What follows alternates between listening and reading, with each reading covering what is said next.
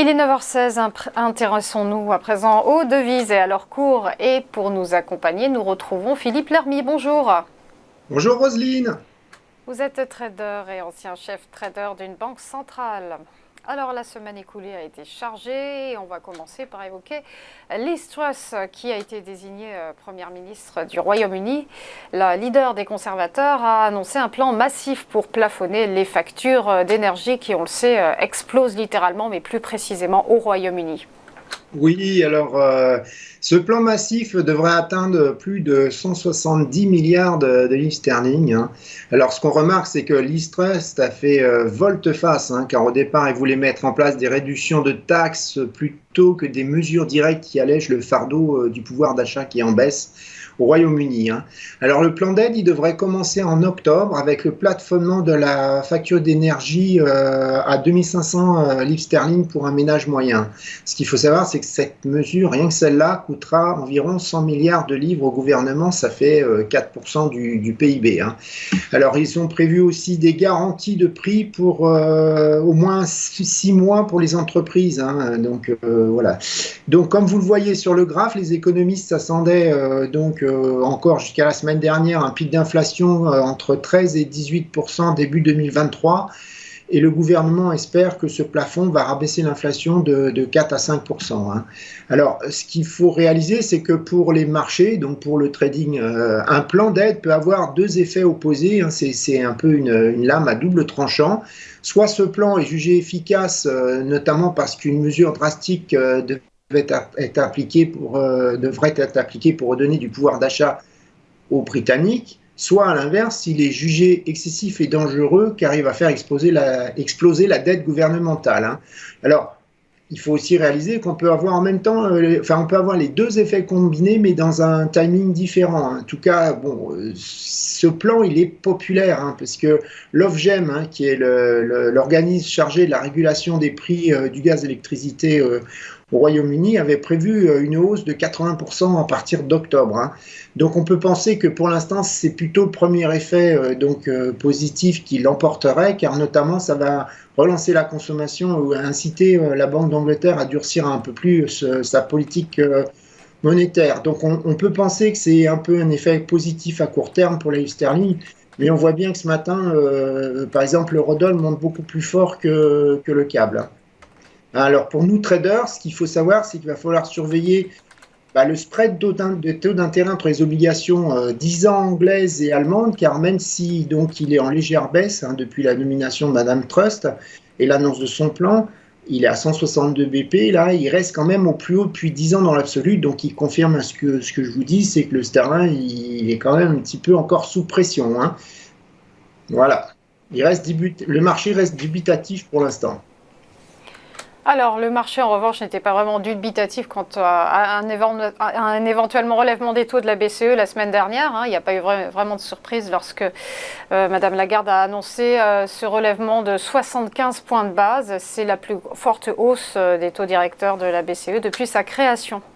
Oui, alors bon, ça s'explique, hein. L'inflation a fait un plus haut, elle a bondi à 9,1% en août dernier. Alors, il y avait encore des petits doutes, hein. La hausse de 75 points de base, elle était attendue à 65% par les marchés. Bon, moi j'étais pour la majorité avec 75%, hein.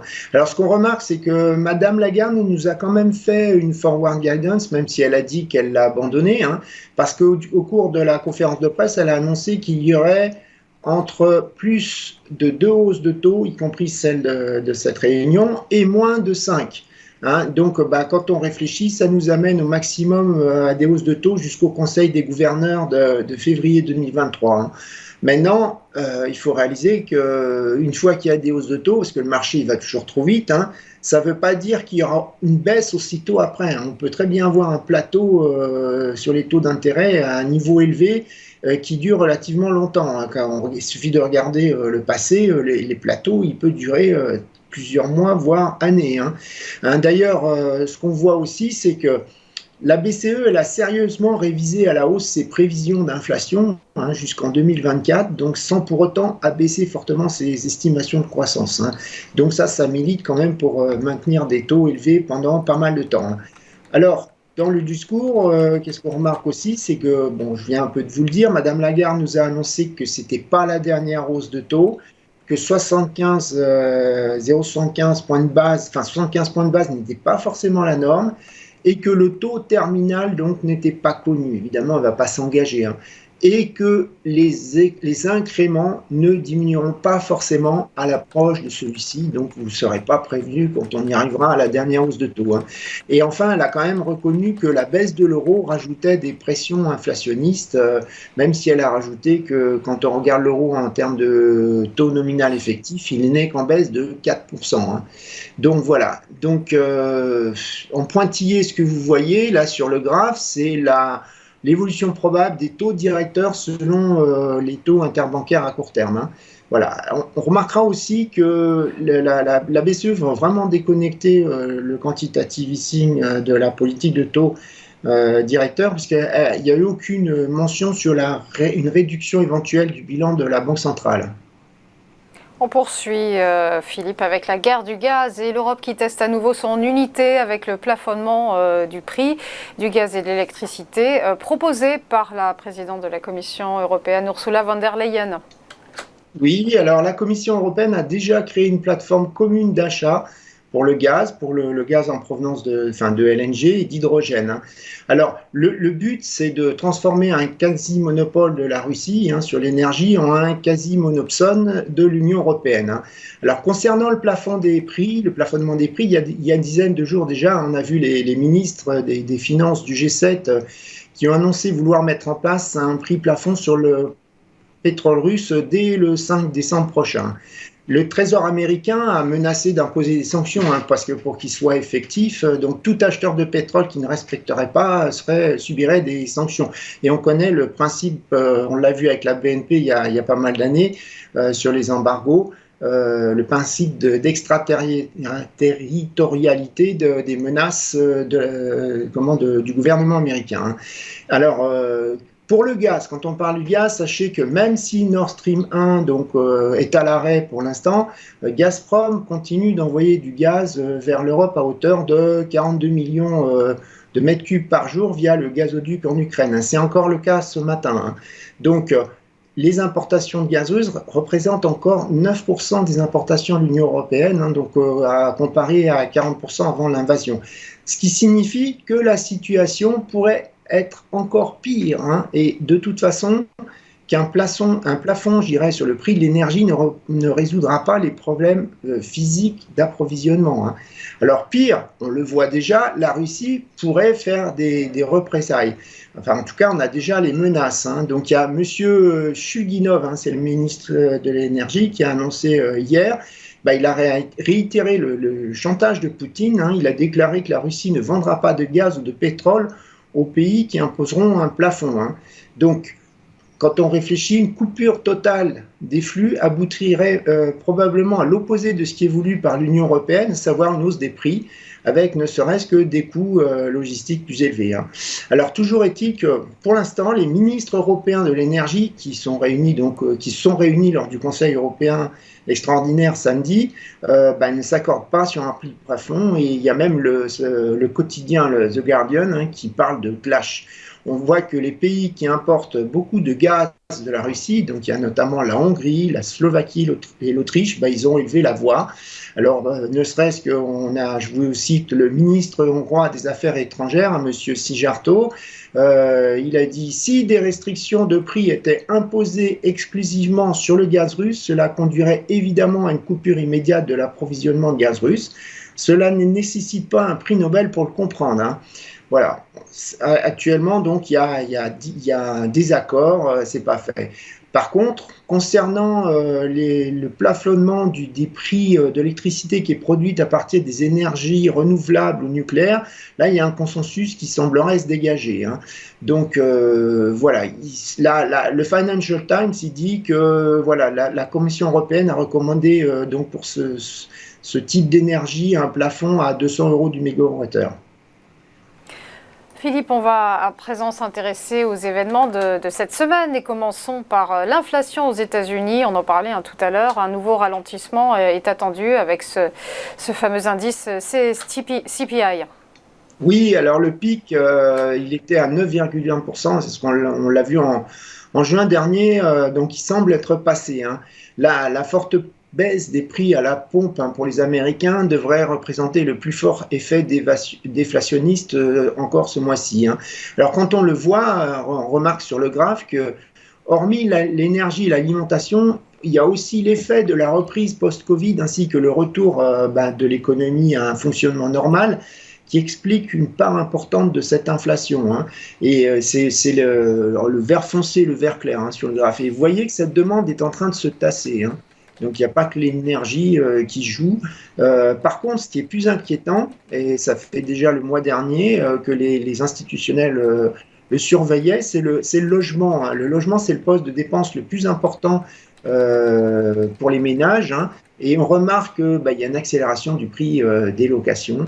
Donc ça, c'est pas cool. On appelle ça la sticky inflation, hein. Donc ça pourrait durer et ça pourrait faire empêcher que l'inflation rebaisse assez rapidement, hein. Donc, quoi qu'il en soit, hormis une surprise de taille, hein, je ne pense pas que la Fed va changer d'avis avec ce chiffre. Étant donné que beaucoup d'autres chiffres restent relativement forts, notamment le marché du travail, il y a toujours un déséquilibre très fort qu'avait déjà mentionné Powell, hein. On voit que ce matin, les swaps OIS, ils intègrent une hausse des taux directeurs à hauteur de 73 BP, hein. Hein, voilà. Donc, bon, on va surveiller parce que c'est un vrai market mover, c'est un chiffre intéressant à trader, hein. On passe à présent aux ventes au détail aux États-Unis et elles sont attendues inchangées. Oui, alors si on enlève les prix des voitures et de l'essence qui ont baissé, les ventes elles devraient être encore en hausse, hein. En tout cas en valeur. Toujours le mois dernier, toutefois le mois dernier c'était la même chose, hein. On avait je suppose que ça va être la même chose ce mois-ci. On avait les ventes qui avaient monté en valeur mais baissé en volume, hein. Voilà. Mais est-ce que c'est hyper grave? Non, parce qu'on voit que les Américains continuent de consommer, ils sont même prêts à prendre un crédit revolving et ils les obtiennent, hein. Il ne faut pas oublier que la croissance des revenus des ménages américains devrait continuer de supporter les ventes, hein. Je vous rappelle que les salaires sont en hausse de plus 0,5% sur un an.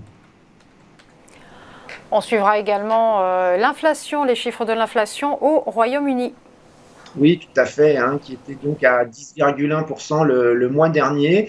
Là, on attend 10,2%, donc plutôt une stabilisation.